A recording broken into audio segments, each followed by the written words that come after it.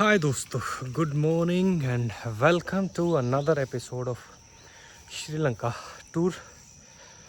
सुबह कितनी खूबसूरत है देखो।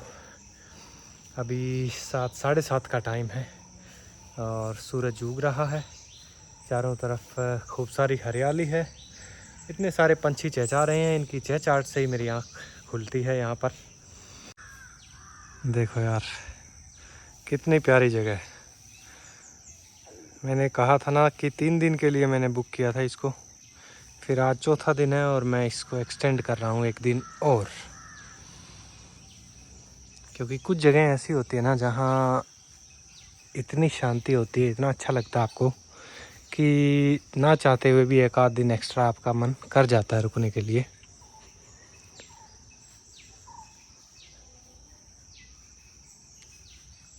यहाँ दिन की शुरुआत होती है सुबह उठते ही फ्रेश होके बाहर थोड़ी देर टहलो और उसके बाद आके अपना केले रखता हूँ मैं।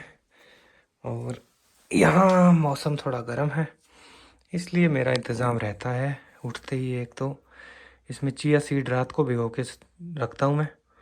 नींबू थोड़ा सा, आधा नींबू निचोड़ा और 1 चम्मच शहद, ये पियो, केले खाओ और निकल जाओ।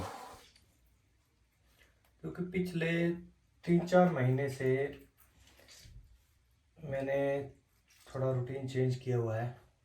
एक तो सुबह वाली चाय जो है वो बिल्कुल बंद कर दी है।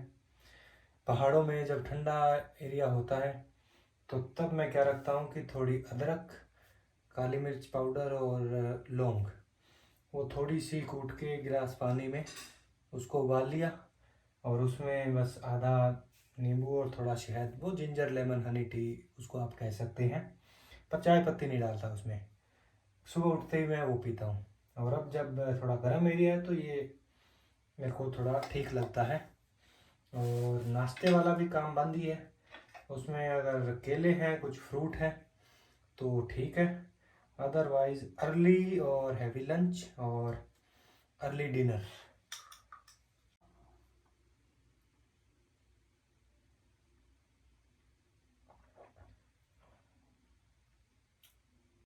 ओके जी, तो I am ready, are you?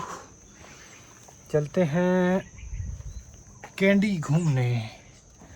और क्या है कि अब से श्रीलंका हम घूमेंगे एक लोकल की तरह, एक टूरिस्ट की तरह नहीं कि गए बिना कुछ पता, रेंट कर लिया गाड़ी वाड़ी और चल पड़े। नहीं, बिल्कुल एक श्रीलंकन देसी की तरह। एक ऐप डाउनलोड कर लिया मैंने, ऊबर, जिससे कि बड़े सस्ते में ज़रूरत पड़ी तो हम एक स्कूटर वाले को बुला सकते हैं। और पहले कोशिश रहेगी कि हमको बस मिल जाए, क्योंकि बस यहाँ पर सबसे सस्ता साधन है श्रीलंका घूमने का। और उसके बाद आता है इंटरसिटी के अंदर स्कूटर, तीसरे नंबर पे भी ऊबर ऐप के थ्रू ही अगर आप ये टुक टुक बुक करते हो तो। ये अपने हॉस्टल का रास्ता है, बिल्कुल पतला सा, इसमें एक छोटी गाड़ी बड़ी मुश्किल से आती है। और इसके आसपास का ये नज़ारा, इसकी करामात है कि यहाँ दिन भर पंछियों की आवाज़ आती है। सुबह शाम तो इतना कमाल होता है ना कि एक संगीत पैदा हो जाता है। इंसान का दिल करता है कि आराम से बाहर लॉन में बैठ जाए, आंखें बंद करके, और इनकी चहचहाट सुनता रहे। वाह, ये रेलवे ट्रैक है और इसके उस तरफ रास्ता है, वो ऊपर किसी और एरिया में जाता है। यहाँ से नीचे 500-600 मीटर आगे मेन रोड का जंक्शन आएगा। और भाई, ये होती है सड़कों की हालत। अपने इंडिया में देख लो आप, आपको रेलवे ट्रैक के आसपास भी इतना कचरा मिलेगा। ट्रेन में जो लोग सफ़र करते हैं, खाली पानी की बोतल है, खाना खाया तो वो प्लेट है, डिब्बे में, हर डिब्बे में डस्टबिन होता है, वो डस्टबिन में नहीं डालेंगे, फेंकते जाएंगे और पटरी के दोनों तरफ कचरा हो जाएगा। एक ये है श्रीलंका भाई, है कोई यूरोप और बड़ी उस तरीके की कंट्री नहीं है जिसके बारे में सब लोग बातें करते हैं। हमसे कितना छोटा देश है, मगर उसके बावजूद कितनी साफ़ सफाई है। ये है यहाँ मेन रोड का जंक्शन। यहाँ पर भी एक टुक टुक वाले खड़े हैं, पर इनसे पूछेंगे तो ये वही 1000-1200 मांगेंगे। बेटर ये है कि यहाँ थोड़ी देर वेट किया जाए। बस आ भी गई है यार। ये कहाँ, टाउन की साइड तो नहीं जाती हुई लग रही मुझे, और चलो इस तरफ से आएगी बस। बस आ गई है ये, होपफुली हमको। चलो चलो, होपफुली सिटी सेंटर छोड़ देगी, अदरवाइज वहाँ से आके भी बस मिल जाएगी।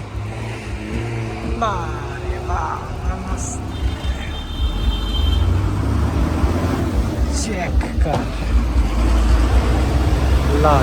यहाँ तक आना था मेरे को, यहाँ से आगे की बस मिलेगी। वैसे 20-25 रुपये बनते थे, उस भाई ने पैसे भी नहीं लिए, बोले no problem, welcome to Sri Lanka. और अच्छे हैं लोग यार यहाँ के। अभी तक 4-5 दिन हुए हैं जितने मेरे को मिले हैं, अनुभव अच्छा रहा है। दूसरी एक इम्पोर्टेंट बात मैं आपको बताता हूँ, साफ़ सफाई के ऊपर बातें चल रही थी। ये जो नदी देख रहे हैं आप, ये नदी श्रीलंका की सबसे बड़ी नदी है, और ये कैंडी शहर के बिल्कुल बीचों बीच बहती है। एक तो इसके अंदर पानी की साफ़ सफाई देखो आप, ये बाज़ार है और ये ब्रिज है। क्या मजाल है कि आपको यहाँ पे ब्रिज पे या नीचे कोई कचरा देखने को मिल रहा है। धार्मिक लोग यहाँ पर भी हैं, पूजा पाठ सब यहाँ भी करते हैं, मगर आपको कचरे का नामो निशान नहीं मिलेगा। इंडिया के अंदर अगर किसी भी छोटे से कस्बे के बीचों बीच भी अगर कोई नदी या नाला जा रहा है ना, और ख़ासकर मार्केट एरिया है, तो वहाँ पे जो पीछे वाली जो एरिया है उनकी हालत आप सबको पता है कि कैसी होती है।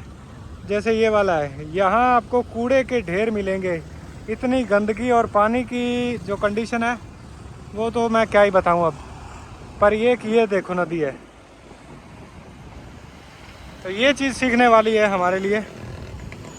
वहाँ से 5-1 मिनट वेट किया, आगे कैंडी शहर की बस मिल गई है। वैसे तो 5 मिनट ज़्यादा है, मैंने 2-4 बसें टपा दी थी, क्योंकि उस तरफ से रेगुलर बसेस चलती रहती है कैंडी टाउन की तरफ। उस जगह से मेरे ख्याल 4-4.5 किलोमीटर पड़ता है सिटी सेंटर। यहाँ पे उतरा हूँ मैं बस में, शहर का मेन मार्केट एरिया आ गया है। यहाँ तक बस में 35 रुपये किराया लगा, 25 पहले का मान लो, वहाँ से 60 रुपये। अगर बाइक भी लेके आता मैं उस पर ऐप पे बुक करके, तो उसमें भी तकरीबन 200 रुपये लग जाता। तो आप अंदाज़ा लगाओ कि बस कितना सस्ता पड़ता है। और एक चीज़ और देखो आप, यहाँ के शहरों में फुटपाथ का सिस्टम इंडिया से कितना अलग और कितना बेटर है। ये रेलिंग लगा रखी है ताकि पैदल चलने वाले लोगों के लिए एक प्रॉपर साफ़ सुथरा पूरा फुटपाथ एरिया रहे। हमारी तरह नहीं कि फुटपाथ के ऊपर दुकान वाले कब्जा करके बैठे हों, या फिर कुछ अतिक्रमण वाले जो रेहड़ी वेहड़ी लगती है वो वाले। फुटपाथ दिखता ही नहीं है असल में, या लोग अपनी अपनी मर्ज़ी से पार्किंग करके चले जाते हैं, तो पैदल चलने के लिए लोगों के लिए जगह ही नहीं बचती है। यहाँ पे देखो, पैदल जो यात्रियों के लिए एरिया है उसके ऊपर बिल्कुल खाली स्पेस है, और ये रेलिंग भी इसीलिए लगाई है। और पार्किंग के लिए रोड साइड में एक स्पेस वो छोटे व्हीकल के लिए, 2 व्हीलर्स के लिए इन्होंने बना रखा है। उसके अलावा इधर उधर कहीं पार्किंग नहीं दिखेगी आपको, और अगर कहीं भी कोई करता है तो उसका चालान कटता है। ये सामने आ गया मद्रास किचन। कैंडी में 2-3 दिन से यही खाना खाता हूँ मैं, मेरे को बढ़िया लगता है इसका। डोसाई, यहाँ पर डोसा को डोसाई बोलते हैं, और पहले ही दिन मेरे को ये मिल गया था, तब से बढ़िया है अपने को। क्योंकि नई जगहों पर इस तरीके का एक ठिकाना मिल जाए ना, और वहाँ का खाना सूट कर जाए, फिर इंसान वहीं पे खाता है। मद्रास कैफ़े में डोसा खाया, बढ़िया, बहुत बढ़िया मिलता है यार यहाँ पर साउथ इंडियन फूड। एकदम सिंपल और बजट फ्रेंडली भी है। 220 श्रीलंकन रुपए में प्लेन डोसा, और मसाला डोसा में आई थिंक 350 कैसा होता है। मसाला मान लो आप इंडिया का 101 रुपये का पड़ेगा आपको। और अब यहाँ से थोड़ा सा आगे ना एक लेक है बड़ी खूबसूरत, वो एरिया देखते हैं। और ये जो एरिया है ये मेन मार्केट एरिया है, सिटी सेंटर है।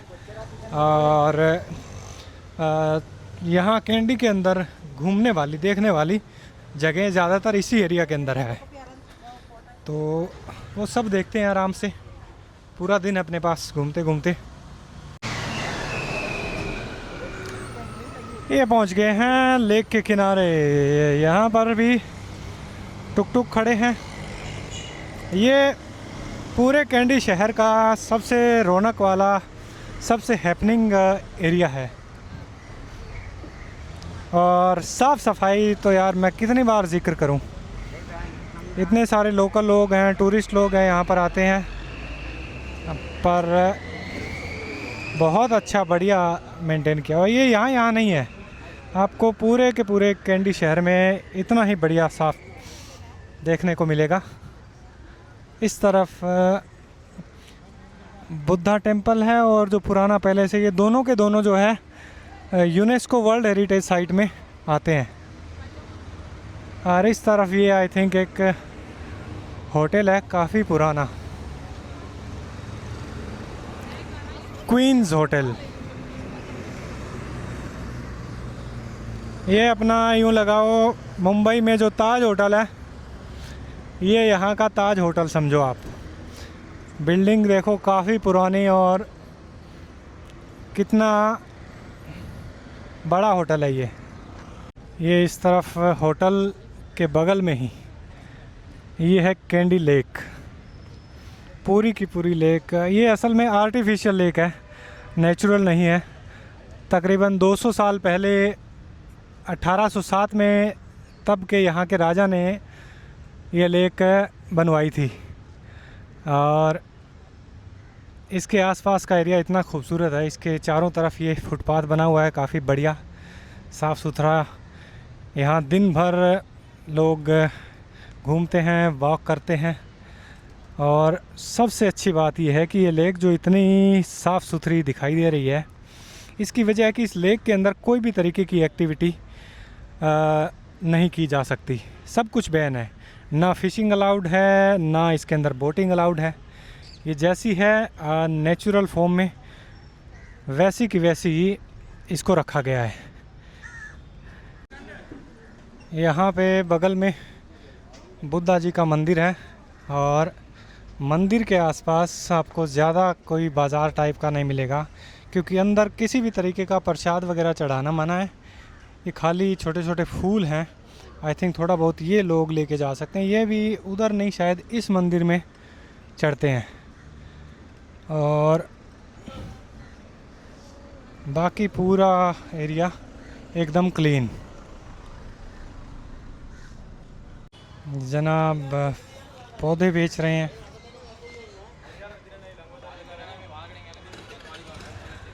इस तरफ एक चर्च भी है। श्रीलंका में मेजॉरिटी जो पॉपुलेशन है वो बुद्धिस्ट है, बाकी हिंदू, मुस्लिम और क्रिश्चियंस थोड़े थोड़े मिला जुला के हैं, 10-12%। और ये स्ट्रक्चर देखो, 2 स्टोरी बिल्डिंग है, ये भी काफ़ी पुरानी है। एक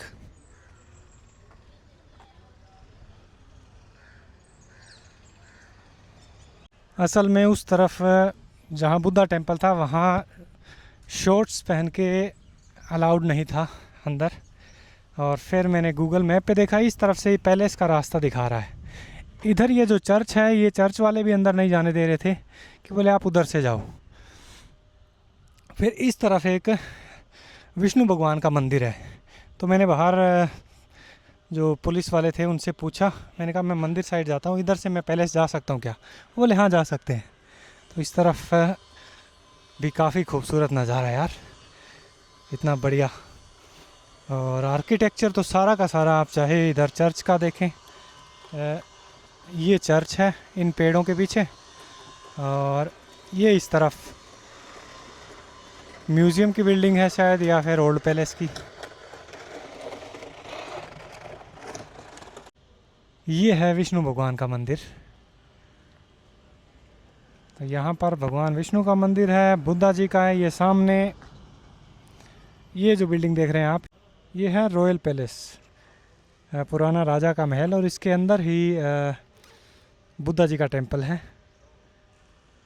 और ये बिल्डिंग इस तरफ जो है, ये श्रीनाथ देवालय, देवालय का मतलब मंदिर होता है यहाँ पर।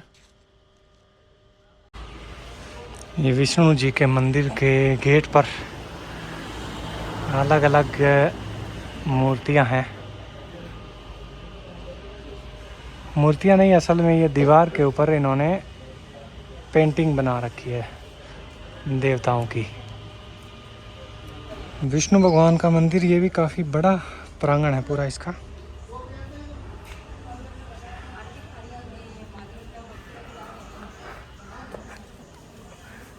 ऊपर वाली साइड भी अब देखो कितना अच्छा स्पेस बना रखा है।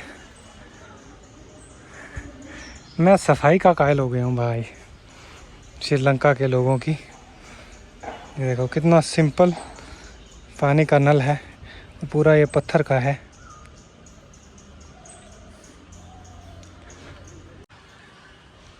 और नेचुरल एनवायरनमेंट भी कितना अच्छा इन्होंने रखा हुआ। जहाँ भी जगह है वहाँ आपको पौधे मिलेंगे। फेरी देने के लिए पक्की एक पगडंडी है, और ये पूरा मंदिर इस तरफ।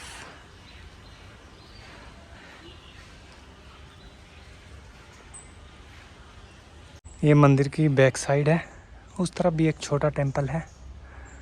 और मंदिर का स्ट्रक्चर देख के मुझे लग रहा है ये अपने पहाड़ों में जैसे नहीं होते, मोस्टली पत्थर और लकड़ के। क्योंकि यहाँ पर आप देखो ऊपर पूरे बीम और पूरी छत जो है वो वुडन है। और ऐसे ही आर्किटेक्चर सैकड़ों सैकड़ों सालों तक खड़े रहते हैं। यहाँ असल में वो बड़ा जो बिल्डिंग है वो है विष्णु जी का मंदिर, और ये पीपल के चारों तरफ ये जो फेरी दे रहे हैं, यहाँ छोटा सा एक बुद्धा जी का टेंपल है। तो विष्णु भगवान और बुद्धा जी दोनों एक साथ बड़े आराम से बैठे हैं। भाई यहाँ पे इंडिया से एक चीज़ में बिल्कुल उल्टा सिस्टम है। जैसे हमारे वहाँ पर मंदिर, मस्जिद, गुरुद्वारा, कोई भी धार्मिक स्थान है, वहाँ पर सबको सर ढक के अंदर जाना होता है। यहाँ उसके बिल्कुल उलट है। यहाँ चाहे बुद्धा टेम्पल है, विष्णु जी का है, कोई भी देवालय है, उसमें आपको सर ढक के अंदर परमिशन नहीं मिलेगी। आपको गेट पे ही रोक दिया जाएगा। आपको बिना सर ढके मंदिर के अंदर जाना पड़ेगा। अब यहाँ से सामने एक चौक है, वहाँ से थोड़ा सा साइड में एक जेल है काफ़ी पुरानी। तो भी मैंने थोड़ा बहुत पता किया उसके बारे में, बोले कि आप विज़िट कर सकते हैं। काफ़ी पुरानी ऐतिहासिक जेल है, तो चल के देखते हैं। ये सामने ये जेल की चार दीवारी, और इस तरफ क्या है, प्रिजन पार्किंग है भाई, रेस्टोरेंट है, कॉफ़ी शॉप, पब्लिक टॉयलेट, पूरा सिस्टम बना रखा है इसके लिए इन्होंने। देखो कैसे एक जेल है, इसको इन्होंने 10-12 साल पहले बंद करके और इसको एक टूरिस्ट स्पॉट बना दिया है। तो यहाँ आते हैं, देखो काफ़ी लोग, लोकल्स भी, फॉरेनर्स भी।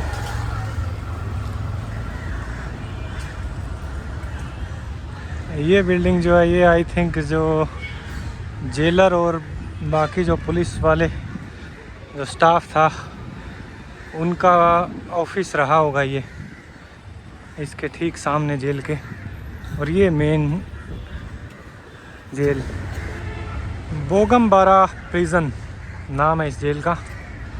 सन 1876 में ये जेल बनी थी, और 2014 1 जनवरी को इन्होंने ये जेल बंद कर दी थी। ये है जेल का एंट्रेंस, और ये पूरा का पूरा इसका प्रीमिस। इस तरफ ये सामने देख रहे हैं, ये बैरक्स बने हुए हैं, कमरे 1 2 3 मंजिला इमारत है ये। और इसमें आई थिंक सामने जो एक गेट दिख रहा है नीचे, यही एक गेट है। इसके अंदर का माहौल हम बाद में देखेंगे, पहले इसके बारे में थोड़ा सा मैं जानकारी दे दूं आपको। सन 1876 में इस जेल का निर्माण हुआ था। उस टाइम अंग्रेज़ों का राज था श्रीलंका पर। अंग्रेज़ आई थिंक आ गए थे 1815 में। उसके बाद से ब्रिटिश रूल के अंडर था जब तक श्रीलंका को आज़ादी नहीं मिली 1876। और ये जेल जो है काफ़ी इम्पोर्टेंट जेल रही है श्रीलंका के इतिहास में।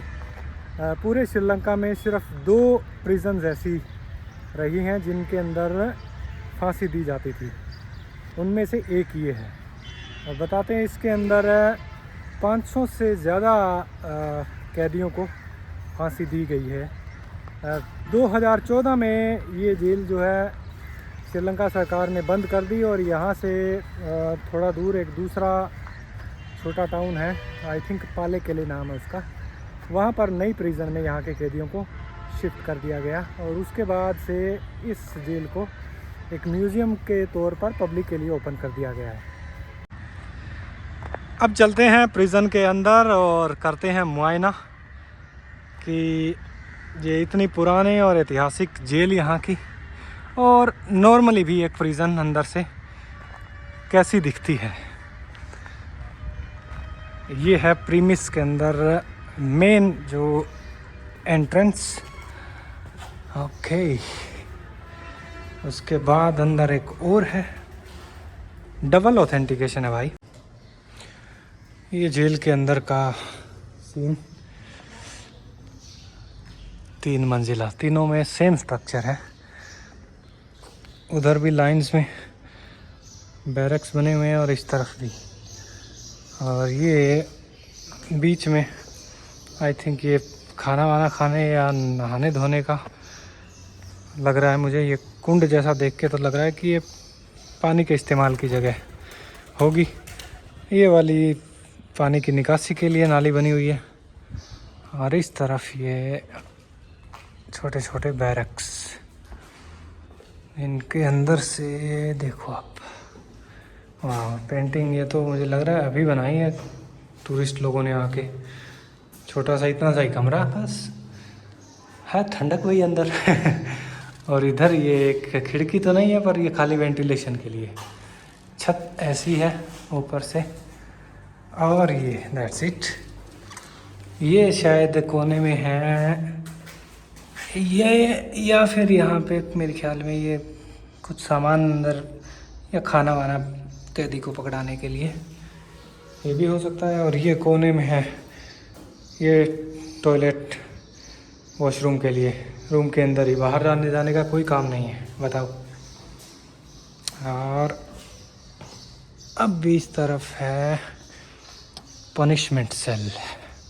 ये आई थिंक कोई खूंखार कैदी होते होंगे रिमांड पर, जिनको लाते थे शायद, उनके लिए इसमें भी 3-3-6 कमरे हैं।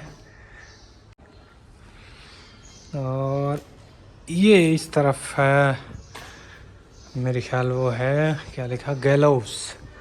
हाँ, ये वो पोर्शन है जहाँ पर फांसी दी जाती थी। तो ये दरवाजे के इस तरफ अगर आप देखें तो ये लगे हुए हैं। ओके, आई थिंक इधर से कैदी की एंट्री होती थी, सीढ़ियाँ बनी हुई हैं। और ये जो लगे हुए हैं यहाँ पे, उसको रस्सी से लटका के, और नीचे ये फट्टा जो है शायद निकालते होंगे। और नीचे एकदम खाली, ये सामने सीढ़ियाँ, जेलर साहब शायद वहाँ खड़े होंगे। एक इमेजिनरी सीन।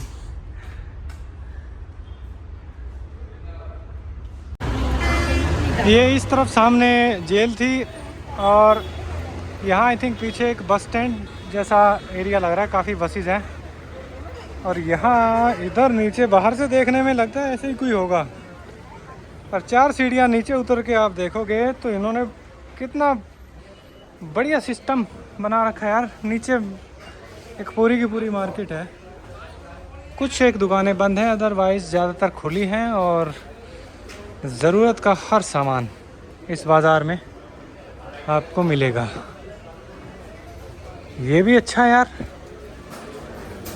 कि लोकल लोगों के लिए मेनली तो ग्रोसरी का सामान है, जनरल स्टोर है और साग सब्जियां इस तरफ भी। चलो उधर आगे चल के देखते हैं। पर ये कंसेप्ट भी देखो कितना अच्छा है ना। इसका अलग अलग क्वार्टर्स बना रखे हैं मार्केट के, और दुकानों के आगे थोड़ी छांव है। लोग आते हैं या दुकानदार लोग हैं आराम से बैठ सकें। बीच में यहाँ पर ओपन स्पेस है जिसमें एक छोटा पार्क डेवलप कर रखा है। पार्क के अंदर भी देखो दिन भर इतने लोग आते हैं ख़रीदारी करने, मगर कचरे का कोई नामो निशान नहीं है। यहाँ कॉर्नर पे आई थिंक हर कॉर्नर पे एक नल लगा है पानी का, पीने का साफ़ पानी है ये। इंडिया में अगर आप ऐसी जगह देखोगे बाज़ार में कहीं, आपको यहाँ पर नीचे मिलेंगे पान की, तंबाकू की, गुटखे की पिचकारियाँ, इतना सारा मलबा कचरा। पर भाई ये चीज़ माननी पड़ेगी लंका वालों की। इस तरफ एक छोटा फूड कॉर्नर है। चलो थोड़ा जायज़ा लेते हैं। From India? या India. You went to India? No. You know some language of India? Tamil? Tamil. Yeah. That's close to you? Huh? I speak Tamil. Yeah, because in Sri Lanka there are many Tamil people. So in here you speak mainly Tamil and sing. I'm mainly Tamil, But lot of people speak Sinhala Sinhala also, na? But two main languages, Sinhala and Tamil. and English also. Okay, good, good. What do you do? I'm studying. You studying? In which class? I completed my A-level exam. 11th. A-level, advanced. A level. What is that? After 13th class. After 13th class. You mean you study in school till when? Till 13th. Class 13. Class 13. In India we have class 12 till school. That's right. After school, after 12 we go to college. After 13 we go to college. Here you go after 13 you go to college. Sir, you have coconut oil also? Oil. This one. This one? Yes. Okay, thank you. India? India. Okay. क्योंकि इधर क्या है कि local तरीके से जो देसी coconut oil है वो मिले। Sir, you have coconut oil? Oil? Oh, this one. All natural? Foreigner भी काफ़ी घूम रहे हैं भाई, आते हैं बाज़ार, क्योंकि हर देश का बाज़ार जो होता है उसका एक अलग वाइब होती है। और यहाँ पे ये तो नमक लग रहा है, हाँ नमक की है। हेलो, खुशबू आ रही है यार यहाँ तो बड़ी बढ़िया। Coconut oil, I want some India. हाँ हिंदी जानता है, आपको आता है? Very good. हम हरियाणा से। हरियाणा। आपको मालूम हरियाणा? हरियाणा मेरे कोई दोस्त था पहले, वो कतार एयरवेज में फिर काम किया था। अच्छा, आप भी आओ कभी हरियाणा। हैं? आप आओ हरियाणा में। हाँ हाँ, हैं? अभी वो पहले दोस्त को बोला था उधर आने के लिए, आया नहीं। गर्मी ना। हाँ अभी तो थोड़ा थोड़ा ठीक है, नेक्स्ट मंथ से गर्मी बढ़ जाएगा बहुत, फिर 2-3 महीना फुल हॉट वेदर। दिन के लिए आए? 20 दिन 20। हाँ घूमने के लिए? हाँ घूमने। यानी ये कोकोनट ऑयल यहाँ का एकदम नेचुरल, मस्त मस्त एकदम कड़ा। बहुत एकदम बढ़िया है। अच्छा है। क्या क्या प्राइस है इसका? फिर ये नॉर्मली प्राइस कितना था? एक अच्छा बोतल, ये लिखा हुआ है सब। एक बोतल इसे लिखा है 780 दिस 380। ओके, ये हाफ ये बोतल, वाला हाफ बोतल है 380। ये फुल बोतल है ये फुल बोतल है कितना? 760। 760। ये कितना? 1 लीटर? वन बोतल 750 मिलीमीटर 750 ml। तो एक दैट मीन्स कि एक बोतल। हाँ ठीक ठीक ठीक, मतलब 750 ml की बोतल है और 750 इसका प्राइस है। ओके, मैं ये वाले लेगा एक। इधर प्रॉपर सब्जी मंडी है, दिन भर पानी भी छिड़कते हैं थोड़ा थोड़ा फ्रेश रहे। वाह,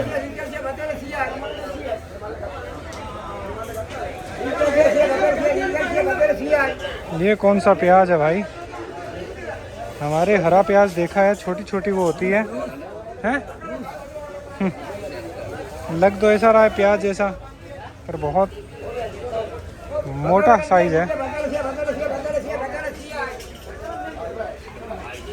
ये चीज़ मैंने नॉर्थ ईस्ट में भी देखी थी कि वहाँ पर भी वो लोग जो मार्केट एरिया है उसमें प्रॉपर इस तरीके से डिवीज़न करके रखते हैं कि सब्जी वाला डिपार्टमेंट, कपड़े वाला डिपार्टमेंट, ग्रोसरी वाला डिपार्टमेंट अलग अलग, और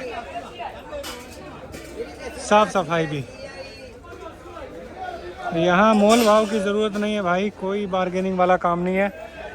हर एक ढेरी के ऊपर लिखा हुआ है कि 500 ग्राम 100 का है, ये 250 ग्राम 100 का है, और वो उतना ही होगा।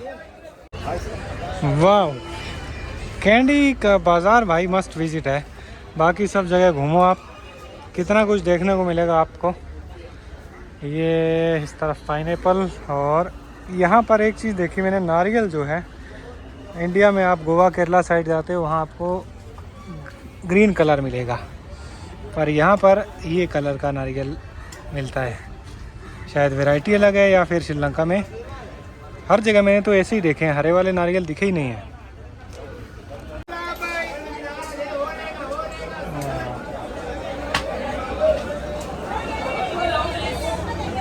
रेड बनाना, ये लाल वाला केला भाई, 5-4 लेके जाने पड़ेंगे, टेस्ट करके देखेंगे।